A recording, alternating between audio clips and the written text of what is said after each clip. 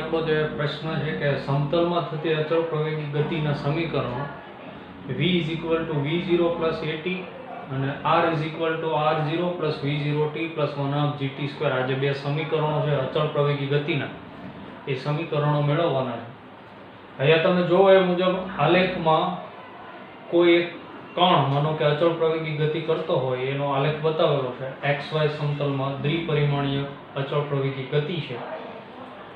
અહીંયા જે બતાવ્યું છે, અહીંયા જે ઉદ્ગમ બિંદુ O પર આ જે સમયની અક્ષ છે, અહીંયા સમય છે તે 0 લીધો છે, 0 ઉદ્ગમ બિંદુ O પર, અને અહીંયા સમય t બરાબર t સુધી કોઈ છે સમય ધારેલો. અહીંયા આ અક્ષ ઉપર વેગ દર્શાવેલો છે.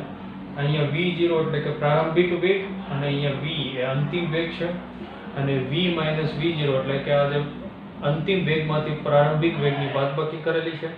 અને આ જે છે તે આ જે સુરેખા તે પ્રવેગ બતાવે છે, અને આ જે છે તે v - v0 તે વેગનો તફાવત છે. આ અંતિમ વેગ, આ પ્રારંભિક. તો આપણે પહેલા લખશું કે અહીં આકૃતિમાં, અહીંયા આલેખમાં દર્શાવ્યા મુજબ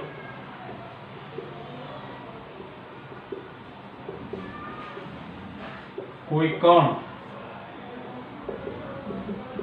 OXY સમતલમાં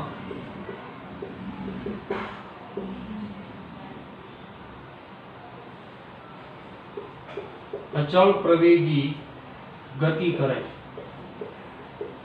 અહીંયા જે OXY સમતલમાં બતાવ્યું એ મુજબ અચળ પ્રવેગી ગતિ કરે છે. હવે અહીંયા ગતિ જે છે તે બતાવ્યું છે કે અચળ પ્રવેગી ગતિ એટલે કે સમગ્ર ગતિ દરમિયાન પ્રવેગ છે તે અચળ રહે છે. કે અહીં ગતિ અચળ પ્રવેગી હોવાથી કોઈ પણ સમયગાળા દરમિયાન, એટલે કે આ જે સુરેખા છે એના કોઈ પણ સમય દરમિયાન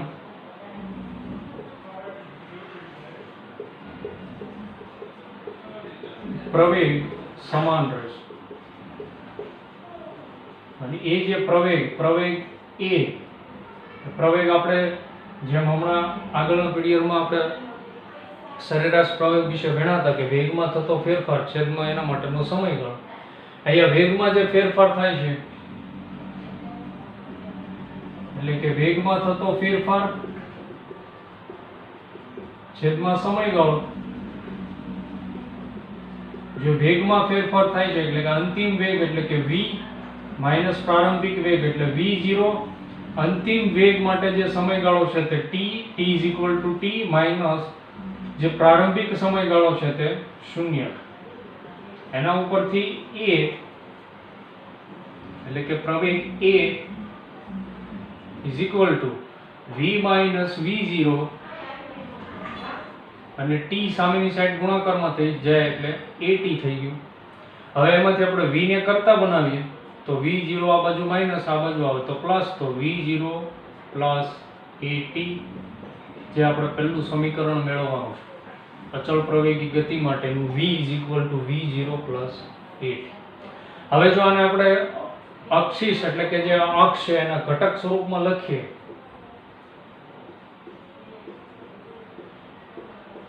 એટલે કે માનો કે પહેલા તો x અક્ષીસના સંદર્ભમાં લઈએ તો vx = v0x + axt, અને y અક્ષીસના સંદર્ભમાં લખીએ તો vy = v0y + ay.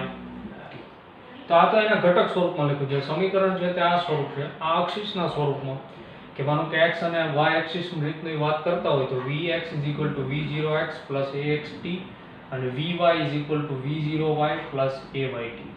હવે ફરીથી અહીંયા જે છે તે કે જે ગતિ અહીંયા અચળ પ્રવેગી હોવાથી કોઈ પણ સમય દરમિયાન એનો જે પ્રવેગ હશે તે સમાન રહેશે. એટલે કે પ્રવેગ a = વેગમાં થતો ફેરફાર છેદમાં સમયગાળો, વેગમાં થતો ફેરફાર v - v0, અને એના માટેનો જે સમયગાળો છે અંતિમ વેગ માટેનો t = t એટલે ત્યાં t આવશે, અને પ્રારંભિક જે સમય છે તે 0 એટલે કે t - 0. આ સામેની સાઈડ જાય તો ગુણાકારમાં, એટલે કે at = v - v0. એમાં v ને કરતા બનાવીએ તો આ બાજુ માઈનસ, આ બાજુ જાય તો પ્લસ, તો v0 + at આપણે જે પહેલું સમીકરણ મેળવ્યું.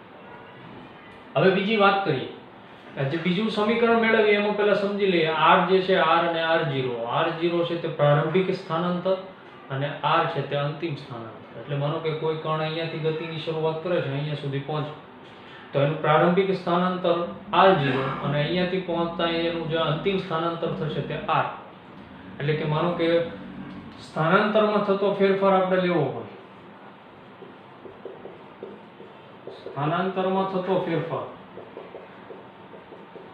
એટલે કે અંતિમ સ્થાનાંતર r, પ્રારંભિક સ્થાનાંતર I0, આને આપણે લઈશું અંતિમ સ્થાનાંતર, અને r0 છે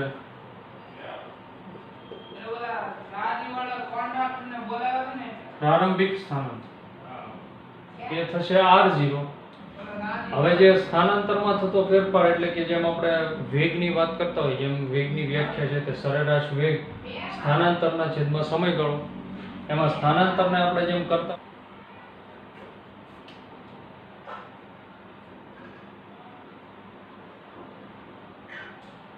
હવે થતું સ્થાનાંતર એટલે કે સરેરાશ વેગ ગુણ્યા સમય અથવા તો એના માટેનો સમયગાળો. હવે સરેરાશ વેગ એટલે પ્રારંભિક વેગને આપણે v0 કહીએ, અંતિમ વેગને v કહીએ તો v0 + v/2 એટલે કે બંનેનો પ્રારંભિક વેગ અને અંતિમ વેગનો સરવાળો ભાગ્યા 2 એટલે આપણને મળશે સરેરાશ વેગ.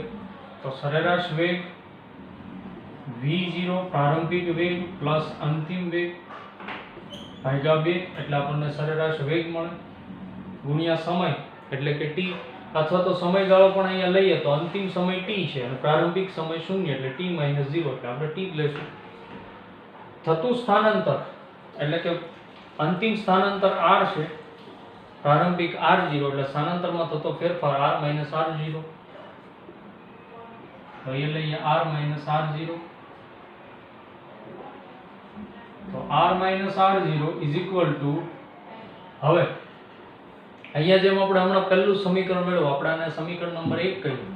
તો સમીકરણ નંબર 1 પરથી જે અંતિમ વેગની કિંમત છે તે આપણે અહીંયા v ની જગ્યાએ મૂકીએ તો v0 પ્લસ અંતિમ વેગ જે છે તે v0 plus at divided by 2 અને ગુણાકારમાં રહેશે t. તો આગળ r - r0 is equal to v0 plus અહીંયા જે છે તે v0 કૌંસ છોડતા પ્લસ at divided by 2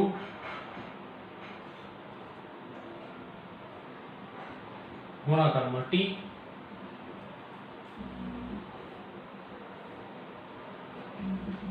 અહીંયા આપણે લખશું કે જે v ની કિંમત છે તે આપણે સમીકરણ 1 પરથી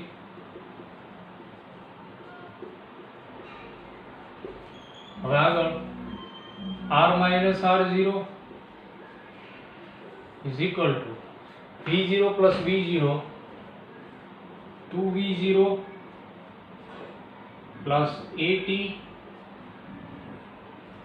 બાજુમાં t છેદમાં 2. હવે છેદ વિભાજન આપીએ તો અહીંયા 2 2 કેન્સલ એટલે v 2v0 t આ ગુણાકારમાં divided by 2 plus at square divided by 2 2 2 cancel તો v0t plus 1/2 at square is equal to r - r0. એમાં આપણે r ને કરતા બનાવીએ, r0 આ બાજુ માઈનસ આ બાજુ આવે તો પ્લસ, તો r0 plus v0t plus 1/2 at square.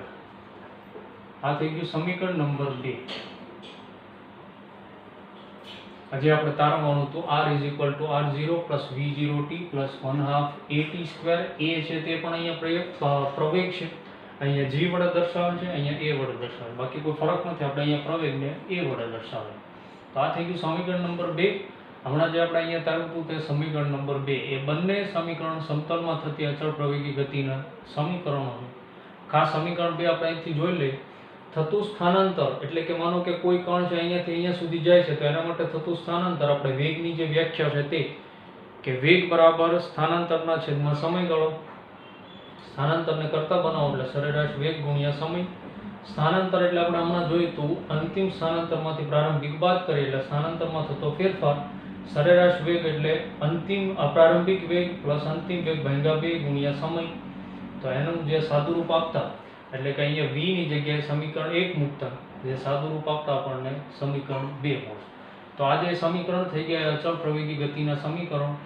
જો આપણે આને ઘટક સ્વરૂપમાં લખીએ એટલે કે x અને y સ્વરૂપમાં લખીએ તો x x0 plus v0 xt એટલે કે x અક્ષિસને અનુલક્ષીને એનો વેગ પ્લસ 1/2 ax t² એટલે કે x અક્ષિસ અનુલક્ષીને એનો પ્રવેગ.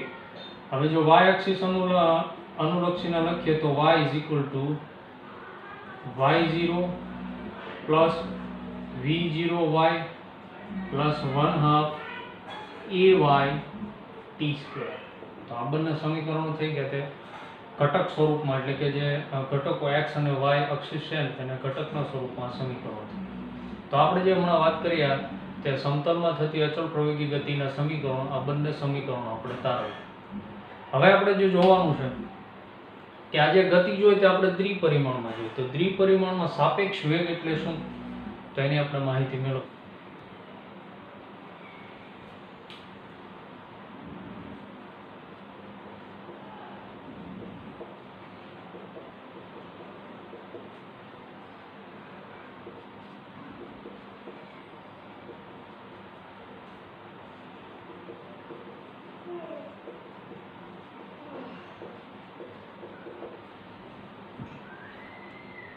જે પ્રશ્ન છે કે દ્વિપરિમાણમાં થતી ગતિ માટે સાપેક્ષ વેગ સમજાવો. સાપેક્ષ વેગ સમજતા પહેલા એક આપણે આલેખ દ્વારા સમજતા જઈએ.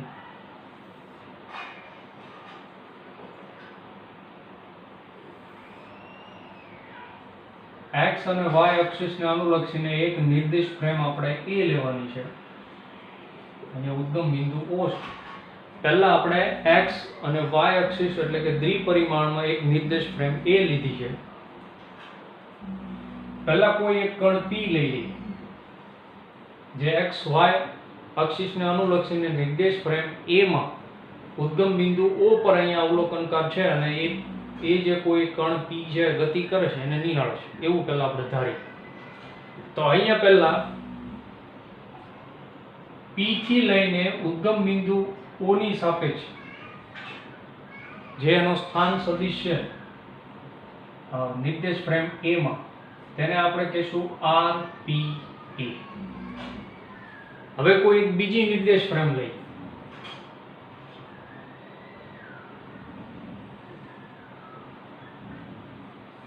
એ નિર્દેશ ફ્રેમ એને આપણે કહીશું B અને x ડેશ અને y ડેશ અને આ એનું ઉદ્ગમ બિંદુ O. તો નિર્દેશ ફ્રેમ B માં P ની સાપેક્ષે જે સ્થાન સદિશ છે તેને આપણે કહીશું RPB.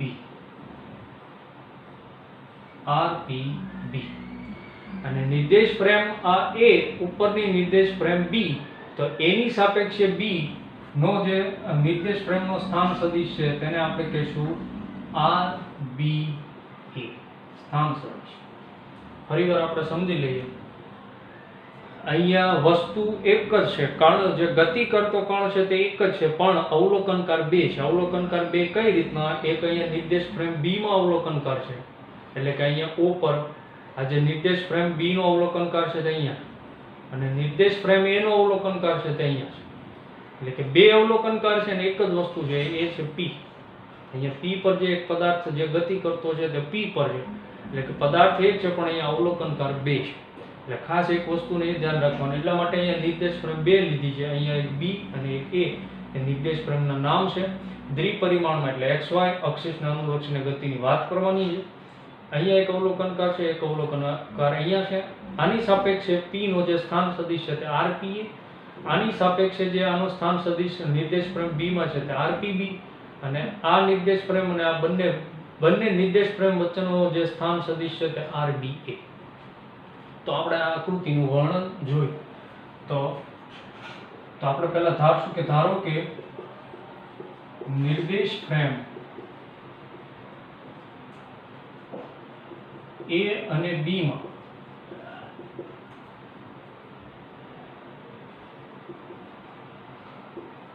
એક પદાર્થ P ગતિ કરતો પણ છે, જ્યારે બે અવલોકનકાર નિર્દેશ ફ્રેમ A અને B માં છે. એ બે અવલોકનકાર એક નિર્દેશ ફ્રેમ A માં છે, એક B માં છે. હવે એમાં પહેલા વાત કરીએ નિર્દેશ ફ્રેમ A ની. તો નિર્દેશ ફ્રેમ A માં અવલોકનકારથી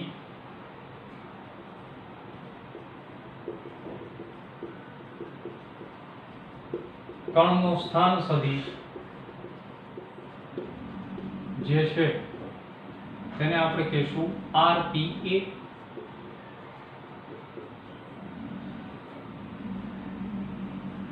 હવે વાત કરીએ નિર્દેશ ફ્રેમ B માં. તો B માં અવલોકનકારથી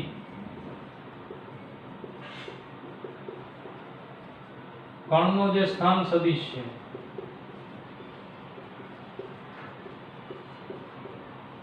તે છે RPB. એ જે સ્થાન સદિશ છે તે. અને નિર્દેશ ફ્રેમ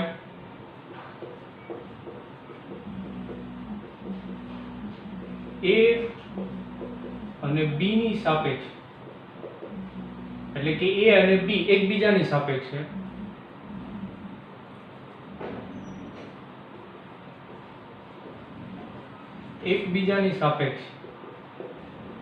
જે સ્થાન સદિશ છે તે છે તે RBA. એકબીજાની સાપેક્ષે, એટલે કે એક ફ્રેમ બીજા ફ્રેમની સાપેક્ષે જે એનો સ્થાન સદિશ છે તે. હવે જો એના વેગની વાત કરીએ, આ તો આપણે હમણાં જે સ્થાન સદિશની જે વાત કરી છે. હવે આપણે એ વસ્તુ એક એ જાણીએ કે સ્થાન સદિશ એટલે કે આપણી પાસે સ્થાનાંતર હોય તો એનું પ્રથમ વિકલન કરીએ સમયની સાપેક્ષે તો આપણને વેગ મળે. તો હવે આપણે વેગ ઉપર જઈએ. તો હવે પહેલા અહીંયા તમે જોવો એ પ્રમાણે O થી લઈને P, જે સ્થાન સદિશ O થી લઈને P છે તે બે દ્વારા એટલે બનેલું છે. એટલે કે O થી લઈને, માનો કે આપણે પહેલા લેશું O થી લઈને P છે તો અહીંયા નામ આપી દઈએ O ડેશ. તો O થી લઈને O dash plus O dash થી લઈને P સુધી, બે ના સરવાળા સ્વરૂપે છે. O થી લઈને P is equal to O dash plus O dash P. હવે સ્થાન સદિશની વાત કરીએ તો O થી લઈને P છે તે RPA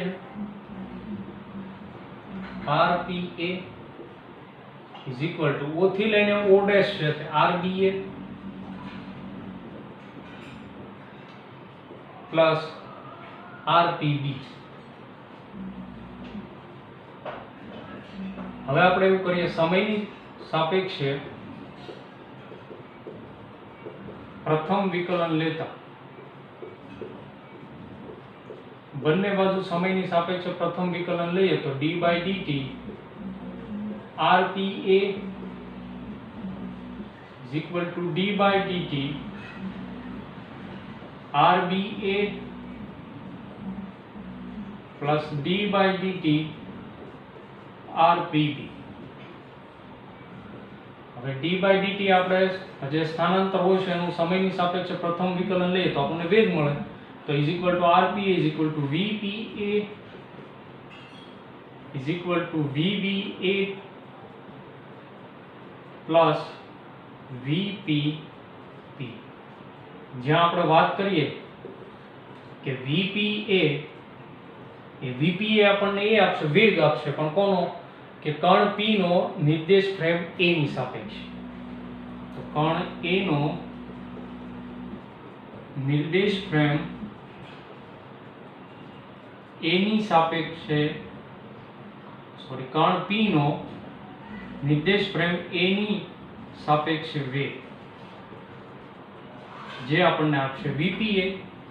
એવી જ રીતના VPB એ કણ P નો નિર્દેશ ફ્રેમ B ની સાપેક્ષે વેગ અને VB એ આપણને એ આપશે કે અહીંયા નિર્દેશ ફ્રેમ A ની સાપેક્ષે નિર્દેશ ફ્રેમ B નો વેગ તે આપણને આપશે VBA. તો આ વાત થઈ ગઈ સાપેક્ષ વેગ.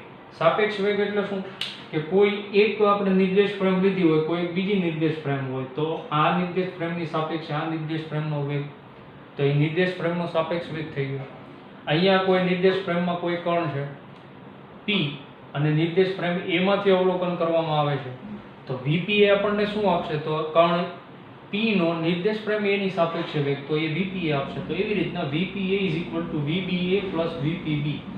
જ્યાં VPA આપણને એ આપે કે કણ P નો નિર્દેશ ફ્રેમ A ની સાપેક્ષે વેગ, અહીંયા કણ P નો નિર્દેશ ફ્રેમ B ની સાપેક્ષે વેગ, અને અહીંયા VBA આપણને એ આપશે કે નિર્દેશ ફ્રેમ A ની સાપેક્ષે નિર્દેશ ફ્રેમ B નો વેગ. એટલે કે આ જે નિર્દેશ ફ્રેમ છે એ નિર્દેશ ફ્રેમનો નિર્દેશ ફ્રેમ A ની સાપેક્ષે વેગ એ થશે VBA. તો આ વાત થઈ ગઈ સાપેક્ષ વેગની. સાપેક્ષ વેગમાં હંમેશા જે નિર્દેશ ફ્રેમ પહેલા તો લેવામાં આવશે, અને એમ જ માનો કે કોઈ વખત એ રીતના પણ કરવામાં આવે કે અહીંયા કોઈ એક કણ P આપ્યો છે, અહીંયા કોઈ એક અલગ કણ P' આપેલો, તો બે નિર્દેશ ફ્રેમ હોય તો P' એટલે કે નિર્દેશ ફ્રેમ A માં જે વેગ છે તે, પછી B ની સાપેક્ષે જે આનો વેગ છે તે, ત્યારબાદ આમાં કણ P હોય તો કણ P નો A ની સાપેક્ષે વેગ, ત્યારબાદ બે નિર્દેશ ફ્રેમનો એકબીજાની સાપેક્ષે વેગ. તો એ રીતના પણ સાપેક્ષ વેગ લેવામાં આવે. સાપેક્ષ વેગ એટલે એક પ્રકારની સરખામણી, એટલે કે આની સાપેક્ષે આનો વેગ કેટલો, તો એ વાત થઈ ગઈ સાપેક્ષ વેગની. તો હમણાં જે આપણે આ જોયું તે દ્વિપરિમાણમાં થતી ગતિ માટેનો સાપેક્ષ વેગ, અને આગળનું જે હમણાં જોયું તે અચળ પ્રવેગી ગતિ માટેના સમીકરણો. જે સમીકરણવાળી જે થિયરી જોઈએ ખાસ અગત્યની, અને આ પણ આપણે સમજવાની છે ખાસ. એ જે સમીકરણવાળી થિયરી છે તે બે જે સમીકરણો હતા એ તારવવાનું ઘણીવાર એક્ઝામમાં આવે છે.